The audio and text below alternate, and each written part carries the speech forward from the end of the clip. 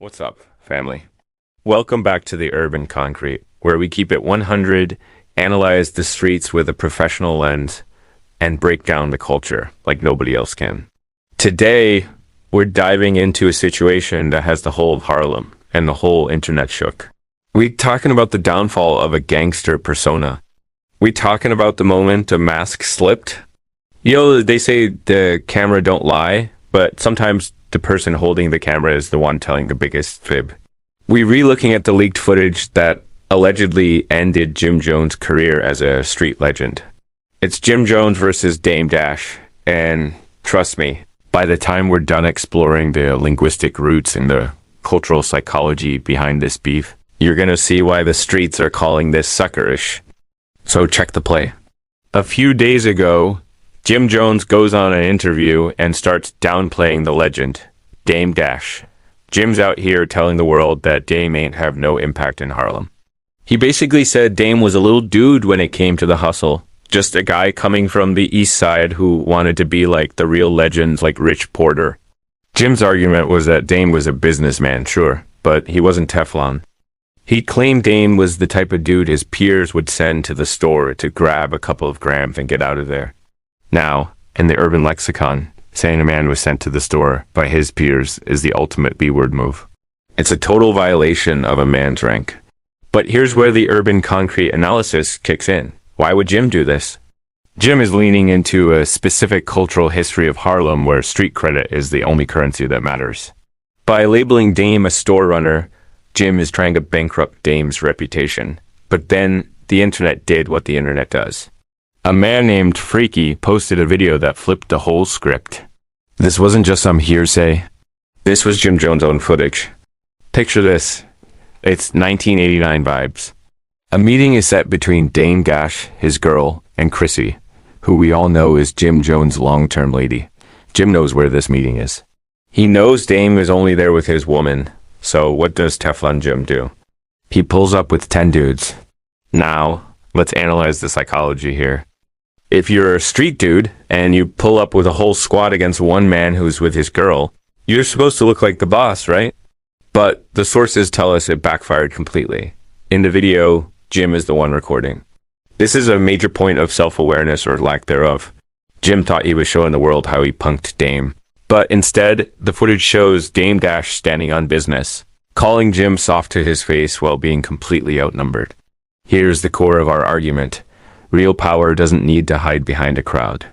The sources show that instead of Jim putting the phone down and handling his business man-to-man, he tells one of his minions to go mess Dame up because he didn't want to do it himself. Dame, being the OG he is, challenges Jim directly. He's like, alright, if you don't want to do it, how about we do what's up? Jim never puts the phone down. He never engages. This is a fascinating look at linguistic roots in street culture. Jim is trying to use the boss dialect, ordering others to do the dirty work. But in the street hierarchy, if you initiate the confrontation and then refuse to smoke when the challenge is accepted one-on-one, the boss label dissolves into the sucker label. Dame Dash, who is 10 or 12 years older than Jim, essentially punked out a whole group of young dudes and told them to get off his block. The demeanor of a man who knows he can't be touched versus a man who is hiding behind a lens. That's what the sources are highlighting. Let's dig deeper into the personality influences. Dame Dash dropped some gems in his response. He talked about knowing Jim since he was Jomo. Before the Jim Jones persona, the capo, the Bird Gang leader, there was Jomo. Dame's argument is rooted in history. He sees Jim as a child or a younger brother figure. He even said beating him would be like spanking your kid. This is a classic OG versus young gun dynamic. Dame isn't just arguing about a fight. He's arguing about lineage. He claims he didn't believe Jim could ever disrespect him like that because they were family. Dame's linguistic style here is corporate street. He's talking about connections, money, and the fact that he could have gotten Jim Jones touched because he's more connected, but he gave him a pass. Dame argues that a real friend doesn't send strangers to hurt family. This brings us to a violation of the Harlem Code. You don't bring 10 strangers to jump your uncle. So, what's the fallout?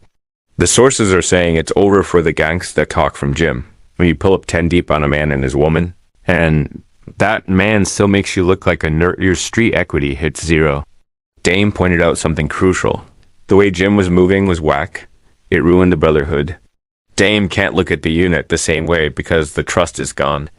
Our argument, Jim Jones' lack of self-awareness is his biggest downfall. He sent this video to people thinking it made him look like a don, not realizing that anyone with a brain sees a man who is scared to go one-on-one. He put his own woman, Chrissy, in harm's way by starting a potential war in a situation where guns could have been drawn. At the end of the day, the urban concrete stands on the fact that character is revealed when the pressure is on. Dame Dash stood his ground on his shield, ready to take a beating before being disrespected. Jim Jones stayed behind the camera. This footage didn't just leak. It exposed a reality that many didn't want to see. You can rap about being the biggest and baddest when there's a tape of you getting punked out by a man a decade older than you while you had all the backup in the world. Dame Dash might be a businessman now, but in that moment, he showed the demeanor of a man who truly wasn't scared. Jim Jones? Well, he might need to find a new narrative because the Teflon tag just got peeled off. What do you think? Is Jim Jones' street rep officially deleted? Or can he bounce back from this suckerish moment? Drop your thoughts in the comments, hit that like button, and subscribe to the Urban Concrete for more high-energy, factual breakdowns of the culture. We out. Peace.